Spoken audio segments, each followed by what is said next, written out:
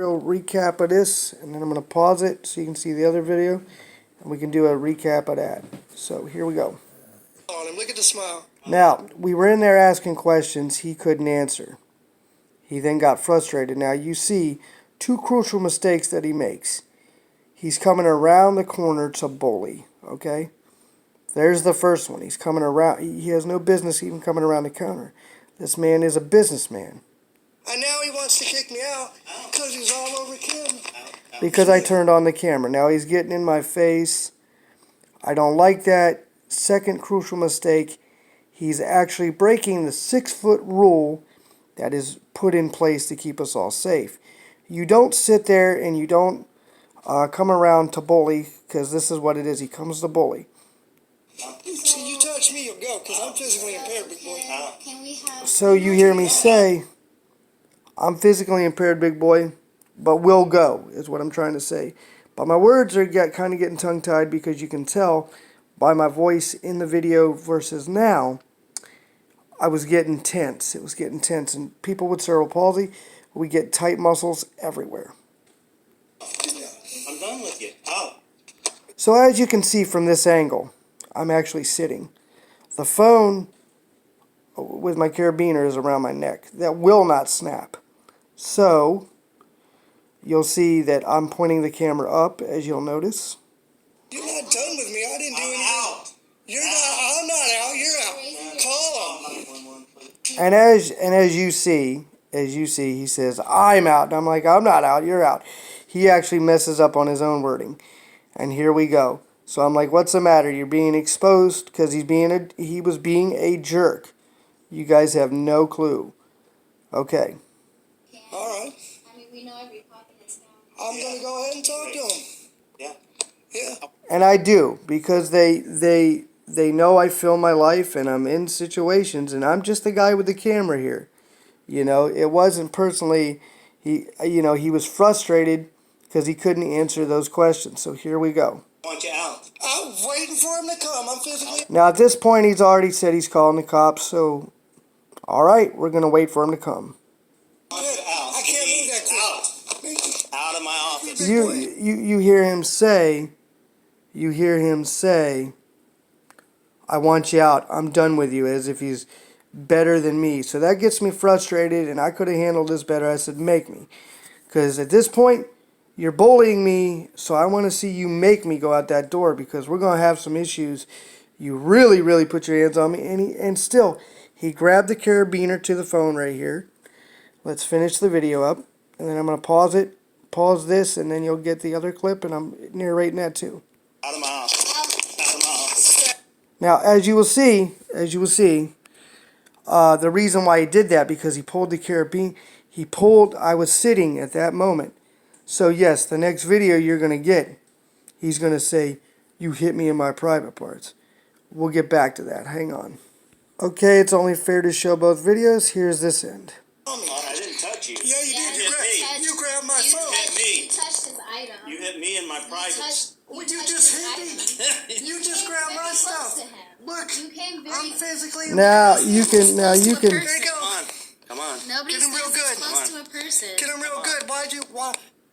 Now, at that moment, you can see that things are heated. This is right after it. She said you grabbed his property, which is around my neck. And he's irritated. He's so irritated at this moment, because he realizes, oh, I can't claim that he just hit me because it was self-defense. You see that in the first video. Why'd you grab my stuff? Out of the office. And now I'm up in his face, you guys. We're waiting. I'm up. Out of the office. I'm right there. Now I'm standing at his level. Now you see the camera's at a different angle. I'm at his level. You can see how his face is red, because he did get elbowed in the crotch rather hard. Because I was sitting, and he had no reason to grab this carabiner. So, it was self-defense. We're waiting. Now. I said we are waiting on the cops. Yeah. So he's mad. Now watch this.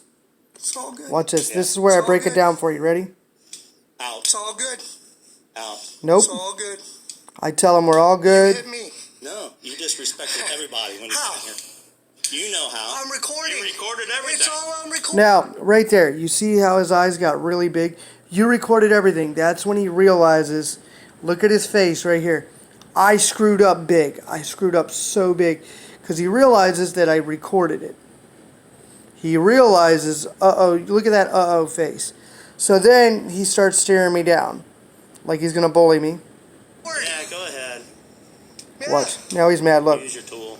It's Oh, a tool. Yeah, that's exactly what it is. Yeah. So then when he realizes that this bullying isn't going to work, he turns his back. There's his Karen, we'll call her a Karen. And, you know, they realize rather quickly that that is what it is. You know.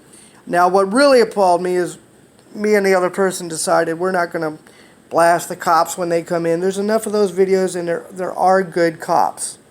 Okay, there are good cops. So here's where my eyes were opened. I know this video is going a little long, but here's where my eyes were opened. When the officer came in and started talking to Karen here, I don't know her name, so that's just what I'm going to call her, with a little whispering voice, because you could hear her talking about how I may have a disability and I may not, and I keep yelling, I have cerebral palsy. Now, besides the point, the reason this is all I'm breaking it down and showing you this was when the cop came in, and I wish I would have kept the phone going at this point, I understood what people of color are saying now when they say, oh, well, you know what? You know, we're not treated the same. That cop came in, talked to her, and said out loud without a care in the world. Oh, typical behavior of them. Them. Now, he's implying that to the person of color on the side of me that I went with. That opened my eyes, ladies and gentlemen. There needs to be a change. This guy, I broke it all down for you. You see how he couldn't answer any questions. He came around the counter. He had no business doing. This is a Remax. We won't divulge what area it's in, but he needs to be schooled on how all he had to do was call the cops. He broke the 6-foot rule. There were several things that he did wrong. And like I said, I wish I would have kept the camera going, but I didn't want to be that guy that posts another video of a bad situation with a cop. But I even told the cop, I looked him in the face. I said, look, that's wrong. That's wrong to say that. And with that being said, you guys, we're into an 8-minute video. I broke it down for you. I gave you the second video. And let it be known whether you're physically impaired or not. Well, physically impaired in one way or another. We will defend ourselves.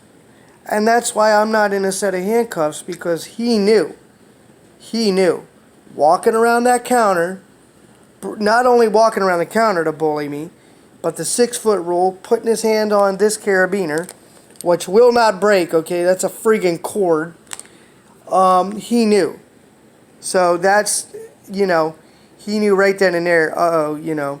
And as you see in that video, I paused it where his eyes got, you recorded the whole thing. You're busted, buddy. With that being said, you guys tell me what you think. You know, this is why I don't really like to go out much. And like I said, in this situation, I was just listening to the conversation, so I started asking questions. And then when I seen how rude he was getting, I turned the phone on. There's your proof right there. That's it. Y'all have a good one. Tell me what y'all think. Have a good one.